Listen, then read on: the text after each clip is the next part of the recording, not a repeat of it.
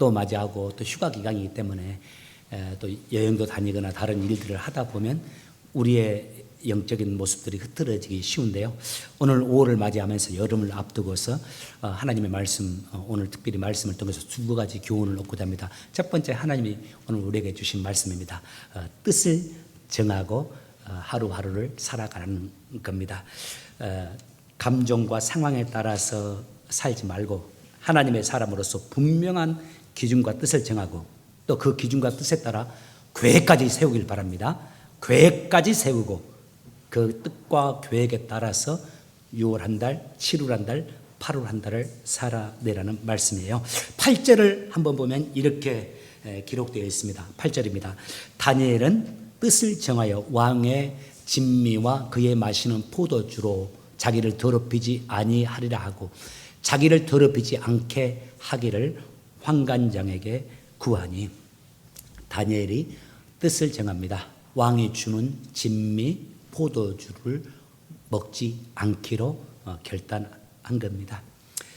이제 이 말씀 배경은 저를 통해서도 많이 들었을 것이고 온라인 인터넷이나 혹은 여러분이 다녔던 다른 교회 목사님들 통해서 많이 들어서 잘 아실 거예요. 그래서 잠깐 이 배경을 설명하고 싶어요. 본문 당시에 다니엘의 나라가 바벨론에 의해서 처절하게 무너졌잖아요. 그때 바벨론 왕이 느부갓네살 왕입니다. 그 느부갓네살 왕이 이스라엘 유다 백성을 다 잡아서 똑똑한 사람들은 포로로 데리고 바벨론으로 데려갔습니다. 그리고 다시 그들이 일어나지 못하라고 하기 위해서 그 유대인들의 중심이었던 유대 나라의 핵심이었던 성전을 파괴해 버려요. 그리고 성전에 있는 기물들, 하나님께 제사 드렸던 그 기물들을 다 가지고 가서 바벨론 신전에 둬버립니다. 이 많은 유대인들이 포로로 끌려갔어요. 포로로 끌려간 사람들 가운데 이 바벨론의 왕 느부갓네살은 그 포로 가운데 똑똑하고 아주 좋은 영리한 인재들, 건강하기도 한 인재들을, 어린애들을 선별해 가지고 그 아이들을 길러서 바벨론 제국의 일꾼들로 쓰기로 했어요. 바벨론 제국이 위대한 것은 이겁니다. 지금 미국도 위대했던 이유, 그리고 로마 제국도 위대했던 이유가 공통적으로 이거나가지 않습니까? 그 인재의 중요성을 아는 거예요. 그리고 교육의 중요성을 아는 겁니다. 그래서 민족에 상관없이 비록 포로로 잡혀온 이들이라 할지라도 똑똑한 애들, 또 충성된 애들, 우리나라에 기여할 수 있는 애들이면 누구든지 등용해서 똑같은 기회를 주어서 그들로 하여금 이 바벨론 제국에 미국에 그리고 로마 제국에 기여하는 인물들이 되게 하기 위해서 애썼다는 겁니다. 바벨론이 꼭 그랬어요. 학문 가르칩니다. 문화 가르칩니다. 바벨론의 제도를 가르칩니다. 어렸을 때부터 선택했어요. 지금 우리 아이들이 저기서 예배를 드리잖아요. 아마 10대 초반의 아이들 때부터 선택을 해가지고 선별을 해서 그 아이들에게 그렇게 교육을 하는 겁니다. 심지어요, 그 아이들의 건강을 위해서, 건강해야지 뜻을 펼칠 수 있으니까 건강을 위해서도 먹는 것까지 관여를 하면서 그 아이들을 교육시켰어요. 지금 포로로 어린 시절에 끌려갔다가, 다니엘은 포로로 끌려갔거든요. 유대에서 태어나서 자라다가 나라가 망하면서 포로로 어린 시절에 끌려갔던 바벨론이 지금 인재 양성 프로그램에 느부갓네살 왕이 펼쳤던 그 바벨론의 인재 양성 프로그램에 선별이 된 겁니다. 선택을 받고서 이 혜택, 학문과 문화와 예절과 법도를 다 배우면서 살아가고 있는 상황이에요. 참 흥미로운 게 있습니다. 오늘 본문을 보고서 일제시대 때 갑론을박이 있었지만 오늘 본문을 보고서 한 가지 채택한 것이 있어요. 여러분, 일제시대 때 우리 조상들이 훌륭한 사람들도 이름 바꿨습니다. 일본식 이름으로 창시개명이라고 했지 않습니까? 기독교인들 사이에서는 이름 일본식으로 바뀌는 거 가능하냐? 우리 조선 독립운동, 대한민국 독립운동 했던 분들 중에서도 이름도 바뀌는 것을 반대하는 분들이 많았어요. 그런데 우리 한국 개신교, 기독교는 다 이름은 괜찮다, 바꾸는 건 이렇게 받아들였습니다. 그 근거가 되는 게 오늘 말씀이에요. 다니엘이 끌려갔잖아요. 친구들도 다 끌려갔습니다. 그런데 이름은 다 바벨론식으로 바꿨습니다. 그래서 창시개명은 괜찮다라고 했었어요. 그런데 신사참배는 안 된다 했었죠. 바벨론으로 끌려간 다니엘의 세 친구 다니엘도 다 이름을 바꿨습니다. 그런데 다니엘이 한 가지는 받아들일 수 없었어요. 그 친구들과 함께 한 가지는 거부했습니다. 뭔지 아시죠? 오늘 너무 잘하니까. 그들에게 제공되는 음식은 먹을 수가 없다. 이 왕이 제공해 주는 음식이거든요. 왕이 지정해서 왕의 고난으로 왕의 법같이 진행되는 거란 말이에요. 당시 왕이 제공해 주는 그 황실에서 나오는 왕이 먹는 음식과 동일한 음식이 제공되었는데 이 아무나 먹을 수 있는 음식이 아니었습니다. 진수성찬이죠. 최고의 음식들, 고기들, 채소들, 고급 포도주 등이었을 거예요. 엄청난 특권이었을 겁니다. 그런데 다니엘이 또 친구들이 이 음식 먹기를 거부합니다. 크게 두 가지 이유 때문이라고 학자들이 공통적으로 말해요. 첫 번째, 원래 왕의 상에 바벨론의 왕의 상에 올라오는 이 음식은 다 먼저 우상의 제물에게 먼저 바쳐진 다음에 그 신과 합이라는 의미로서 또 혹은 신의 한 신이라고 여겨지는 그 왕이 신들과 합이라는 의미로서 그 음식을 먹고 마셨단 말이죠. 그래서 그 상에서 나오는 그 음식은 우상에게 바쳐진 음식이고 그 음식을 먹으면 우상 숭배에 참여한다는 그런 생각을 함으로써 다니엘은 친구들은 그거 먹지 않겠다고 거부한 겁니다. 또 하나는 우리 구약이 읽다 보면 유대인들 먹어서는 안 될 음식, 먹어는 되는 음식 이런 거 있잖아요. 그런데 그것에 기초하지 않고 유대인들이 먹지 않는 음식도 다 나와서 먹으라고 했기 때문에 또 그런 의미에서도 이 두 가지 의미에서 이유에 의해서 아마 그 음식들을 거부했을 것이다. 이렇게 학자들이 말합니다. 다니엘이 그 이유 때문에 이 두 가지 이유 때문에 나는 그 음식 먹지 않겠다고 뜻을 정합니다. 그리고 안 먹습니다.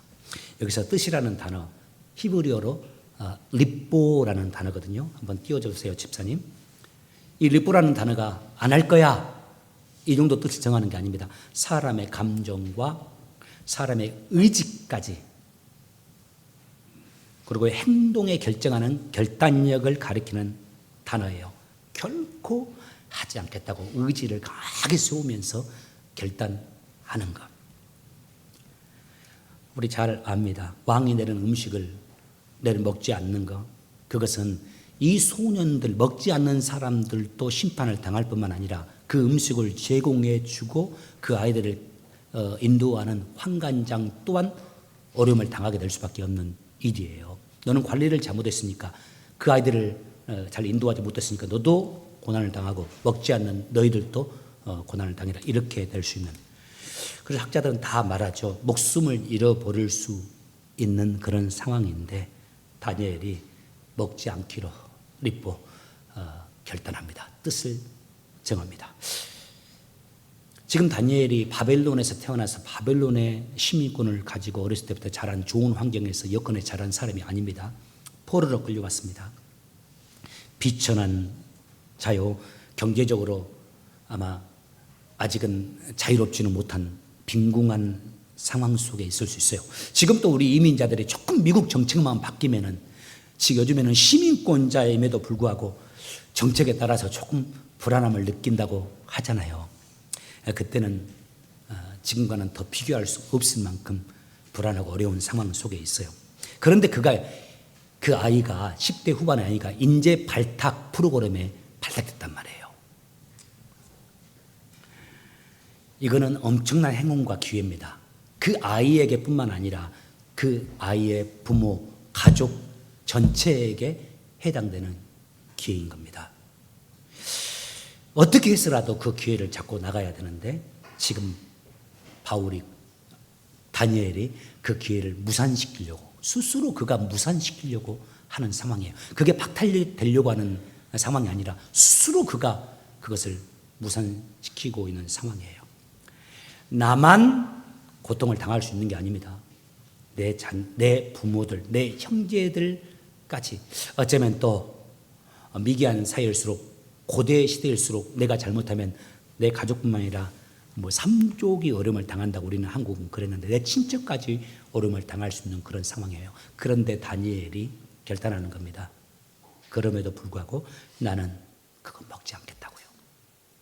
그 이유 뭔지 아실 겁니다. 딱 한 가지 때문입니다. 뭡니까?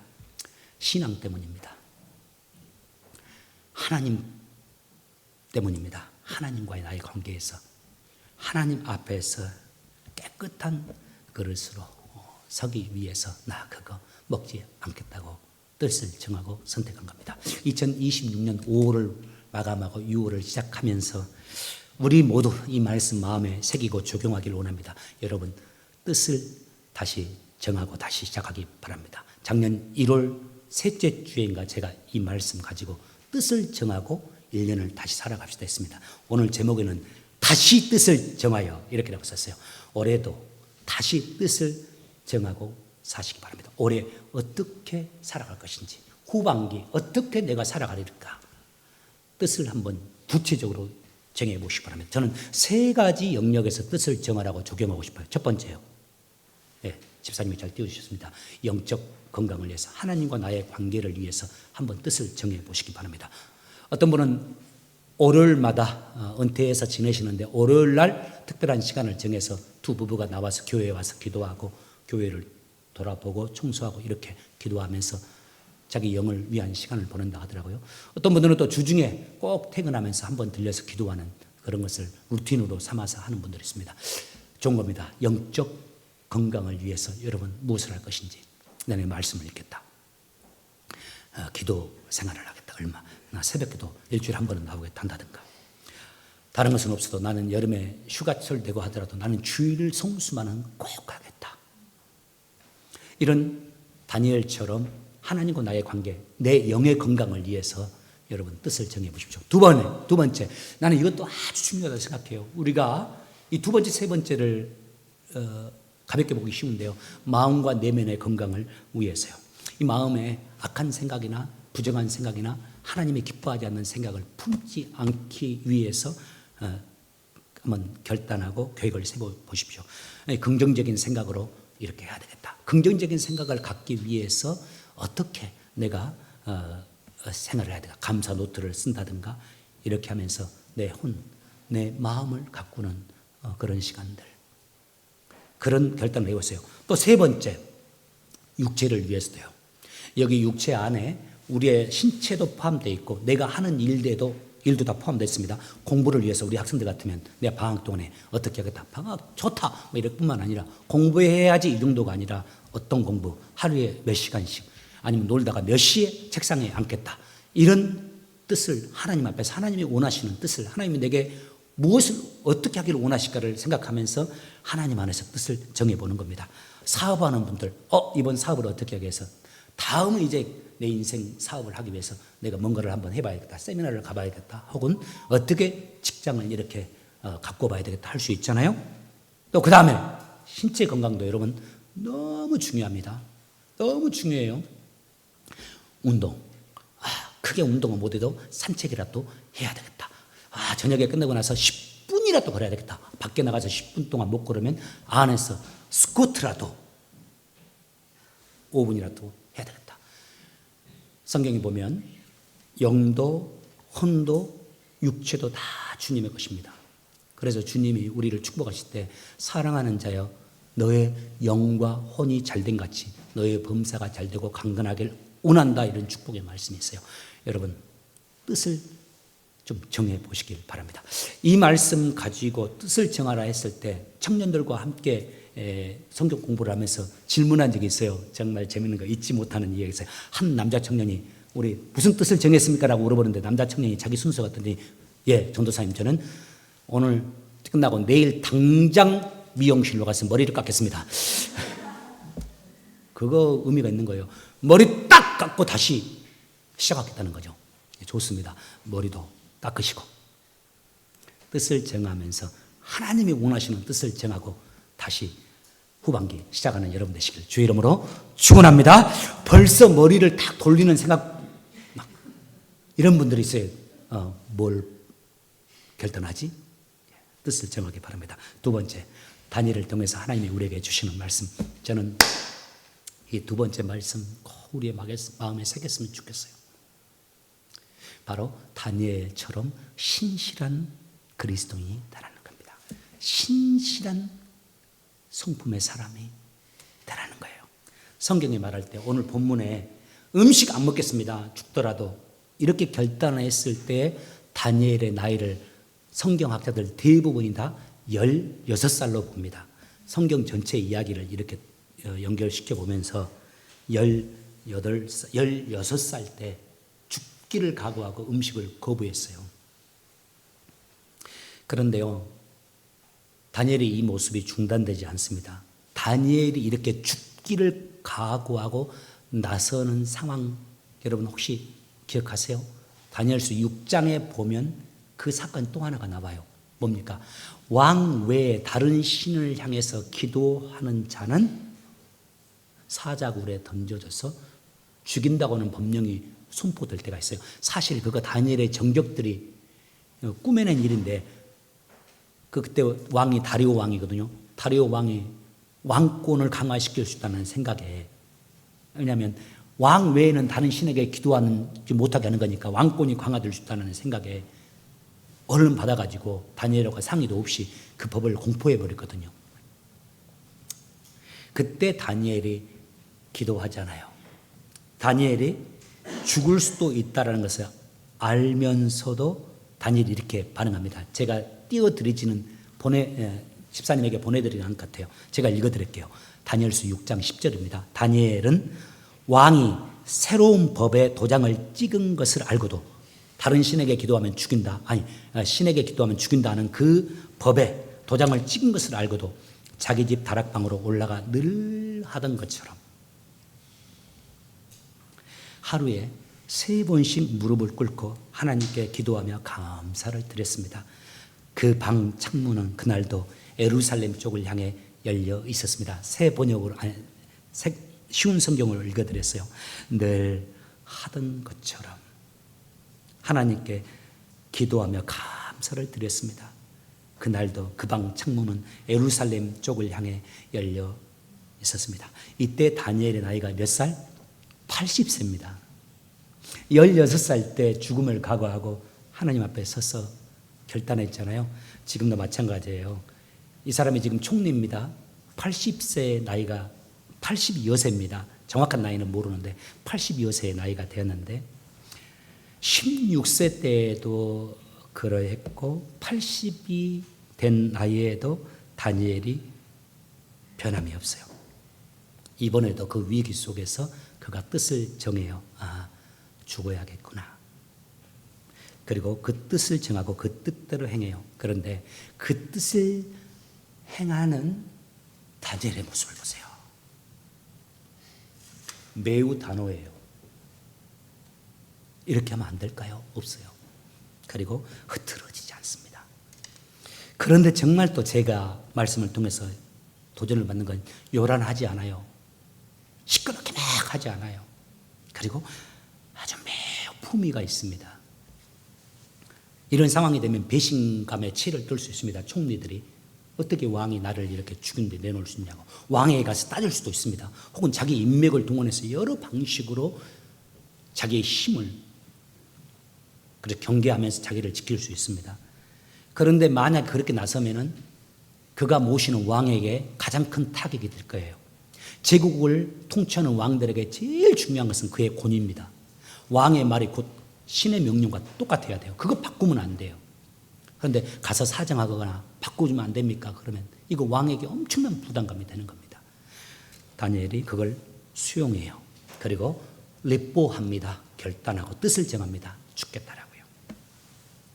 우리가 잘 아는 대로 다니엘은 제사장 아닙니다. 여러분. 선지자 아닙니다. 요즘 같으면 목사 아니다 이 말입니다. 여러분과 같은 평신도입니다. 정치인입니다. 평신도 지도자인 셈이에요. 그가 어린 나이에 유대 땅에서 태어나서 10대 중반에 포로가 되어서 바벨론으로 끌려와서 바벨론에 자랐어요. 그리고 꽤 젊은 나이에 꿈을 해석함으로 인해서 애굽의 총리가 되었습니다. 아주 젊은 나이에. 그런데 지금 80대에도 그가 총리로 있습니다. 이건 놀랍습니다. 아마 50년 후반, 56년, 57년 이 시간 동안 그가 총리로 있는 것 같아요. 여러분 기억하시죠? 다니엘을 총리로 처음 올린 사람이 누굽니까? 유다를 정복했던 느부갓네살 왕입니다. 그런데요, 그 느부갓네살이 역사를 보면 인터넷 가서 온라인 찾아보세요. 역사를 보면 느부갓네살 왕이 바벨론 제국에서 죽은 뒤로 바벨론 황실에는 피바람이 붑니다. 역사 보면 다 나와요. 바벨론의 느부갓네살 왕이 죽은 뒤로 그 황실에 피바람이 붑니다. 느부갓네살 아들이 왕이 되어 잠깐은. 그런데 그 느부갓네살 아들의 처남이 봉기해가지고 그 느부갓네살 왕의 아들을 암살합니다. 그리고 처남이 왕이 돼요. 잘 살 것 같았죠. 그 처남이 왕이 된 지 4년 만에 병이 걸려 죽습니다. 그래서 그 처남의 어린 아들이 또 왕이 돼요. 그런데 다른 왕족이 쿠데타를 일으켜가지고요, 그 어린 왕을 매로 쳐서 죽여버립니다. 그리고 나서 그때 왕이 된 사람이 우리 성경에 나오는 벨사살 왕의 아버지였어요. 그거 왕이 된 다음에 그 벨사살 왕의 아버지가 나는 밖으로 돌면서 세상을 원정하면서 정복하고 나갈 테니까 내 아들 벨사살 너는 이 페르시아에 남아있으면서 왕궁에 남아있으면서 제국을 통치를 하면서 공동왕으로 통치를 합니다. 그런데 놀라운 사실이 있어요. 여러분, 우리가 놓치기 쉬운 사실인데요, 이렇게 왕이 바뀌고 바뀌는 상황 속에서도 여전히 다니엘은 총리로 있는 거예요. 그런데 더 놀라운 사실이 있습니다. 이렇게 벨사살 왕이 왕으로 있을 때 총리가 다니엘이었는데, 그때는 페르시아 제국에 바벨론 제국에 있는데, 페르시아 제국이 일어나가지고 바벨론 제국을 먹어버려요. 왕조가 바뀌어버린 거예요. 그때 페르시아 제국의 초대 왕이 다리오입니다. 그리고 오늘 지금 우리가 살피고 있는 다니엘서 6장에 다니엘을 사자굴에 넣었던 그 왕, 사자굴에 넣고서 밤새도록 잠을 못 자면서 다니엘이 살아나야 되는데 하면서 애타했던 그 왕이 다리오 왕입니다. 페르시아 제국의 초대 왕. 그리고 그의 사이가 왕이 되는데 고레스 왕이에요. 고레스 왕 3년 때까지 다니엘이 총리로 있습니다. 몇 사람의 왕을 걸친 거예요. 제국이 바뀌었음에도 불구하고 새로운 황제들이 역시 다니엘을 그 나라의 최고 신하 2인자로 자기 다음에 권력자로 다니엘을 세우고 있는 거예요. 여러분 아시죠? 동서양 막론하고 왕이 바뀌면 가장 먼저 바뀌는 것이 총리입니다. 영의정. 다른 말단 신하들은 바뀌지 않아도 돼요. 영향력이 없으니까. 그러나 왕으로서는 가장 먼저 2인자를 교체합니다. 자기가 믿고 신뢰하고 자기와 함께 뜻을 펼칠 수 있는 그 사람, 책략가. 많은 경우에 기존의 2인자들은 숙청을 당하기도 했습니다. 그의 가족까지 다. 그런데 다니엘은 여전히 총리로 있어요. 도대체 이것을 어떻게 설명할 수 있을까요? 어떤 일이 이렇게 가능할까요? 왕마다 자기가 왕이 되기까지 자기를 왕으로 만들어주기 위해 있었던 인재들이 있습니다. 그리고 거기는 책략가들이 있습니다. 또 함께 그 나라를 세워가는 개국 공신들이 있습니다. 그들을 다 물리치고 왕들이 선택한 사람이 다니엘이었습니다. 여전히 그들이 다니엘을 총리로 기용합니다. 무엇에 근거해서 그를 선택했을까요? 저는 바로 이 점 때문이라고 말해요. 다니엘의 신실함입니다. 저는 다니엘서 1장에 보는 위기를 당하더라도 음식을 먹지 않겠습니다 하는 다니엘. 그리고 소통도 잘해요. 자기를 맡은 황관영에 가서 혼자 그냥 안 먹고 죽어버리는 게 아니라 사정도 하면서 저는 하나님 믿기 때문에 안 먹고 싶은데, 그리고요, 한번 제게 줘보세요. 이 음식은 안 먹고 채소만 먹어볼게요. 그런 거 나서 비교 한번 해보세요. 얼마나 소통을 잘합니까? 보통 사람 같으면 내 믿음으로 내가 죽겠습니다, 어쩔 수 없습니다 하고 잃어버릴 텐데. 그래서 그 사람을 설득해 가요. 이제 시간이 많이 지났어요. 80세 때에도 굴로 들어갑니다. 사자굴로. 저는 이 두 가지 사건이 다니엘이 어떤 사람임을 나타내주는 구절들이라고 생각해요. 다니엘은 이 위기 상황뿐만 아니라 매사에 그랬을 거예요. 총리로서 나라를 다스릴 때도 이익에 따라 나라를 다스리거나 감정에 따라 다스리지 않고 항상 국민들을 생각하고 제국 생각하고 또 자기를 세운 그 왕의 입장을 생각하면서 항상 바른 것을 선택하고, 성경에 보면 민첩하게 했다고 나오거든요. 다니엘을 설명할 때 민첩하게 자기 일을 감당하고 또 자기를 세워진 그 왕들에 대해서도 항상 공손하고 신실하게 이렇게 대했을 거예요. 무엇보다 좋은 인재가 필요했던 왕들의 입장에 왕들이 이 다니엘의 모습을 보았고 또 그 이야기를 들었을 겁니다.